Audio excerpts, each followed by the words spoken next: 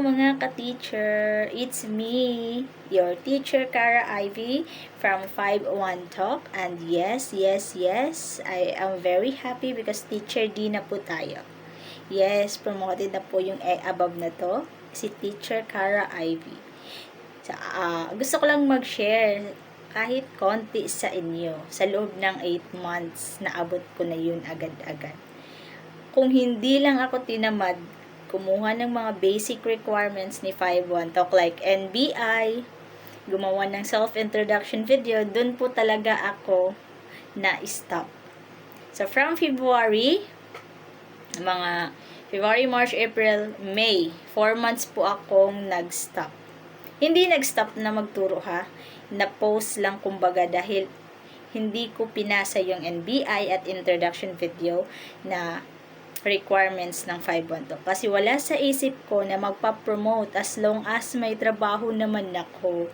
And yung sahod ko na hindi pa ako promoted from just a newly hired teacher to teacher A, hindi pa ako promoted sa ganun, is kumbaga sapat na para sa akin. So habang tumatagal, napapansin ko na masarap siguro magpa-promote. So yun, sa loob ng 4 months, hindi ko yung tinabaho. Nung na-realize ko na kailangan ko ding magpa-promote, tinabaho ko na siya. So in just 1 month, in just 1 cut-off, nag-teacher A ako. Ang sunod-sunod po yun, consecutive month. So 8 months, 4 months yung hindi ko tinabaho, 4 months, teacher A, B, C, D, until now. So, yung inaabot ko sa susunod is yung senior, kung hindi ako nagkakamali is yung senior teacher A ata yun. Yun po yung next ata na level sa teacher D.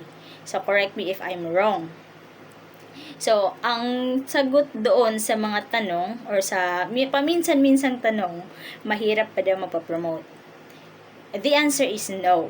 Hindi po talaga mahirap magpa-promote, basta go with the flow ka lang sa pagtuturo mo, wag mong isipin at magugulat ka na lang promoted ka. Pag sa simula, mahirap.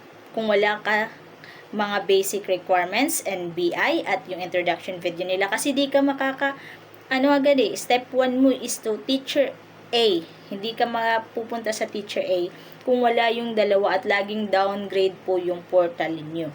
So, kung gusto mong ma-promote agad-agad at newly hired ka, kailangan mo munang kumplituhin lahat ng requirements doon sa portal na makikita mo. So, from the moment na you pass na yung NBI at introduction video, tuloy-tuloy na po yung promotion.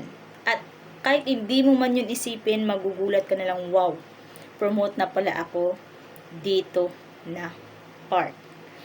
At sa next time naman nun, gusto mong maging teacher B, yes, pahirap ng pahirap yung mga lesson, yung mga, o kung iisipin naman talaga is pahirap ng pahirap. Pero para sa akin, sa experience ko, hindi ko kasi siya iniisip, ini-enjoy ko siya as long as madami akong natuturuan, madami akong lesson na tapos nag-i-enjoy ako. At gulat na lang ako na promote na ako, ganun.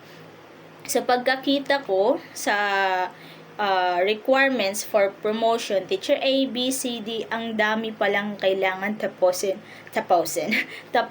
na lesson at peak of peak hours na lesson, which is 4 lang atang lesson for peak or pop hour, diba?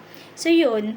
So, talagang pinush ko ng pinush. At ngayon, nasa teacher D na ako, papunta na sa senior teacher A, 2 months yung allotted.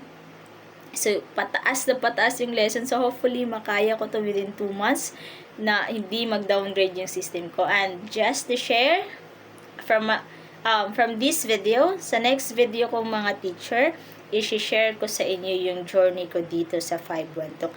At bakit na pili ko si 5-1 Talk sa isa sa mga platform na ni-list down ko sa aking notebook. So, yan lamang po and hopefully, magustuhan niyo po ang aking video.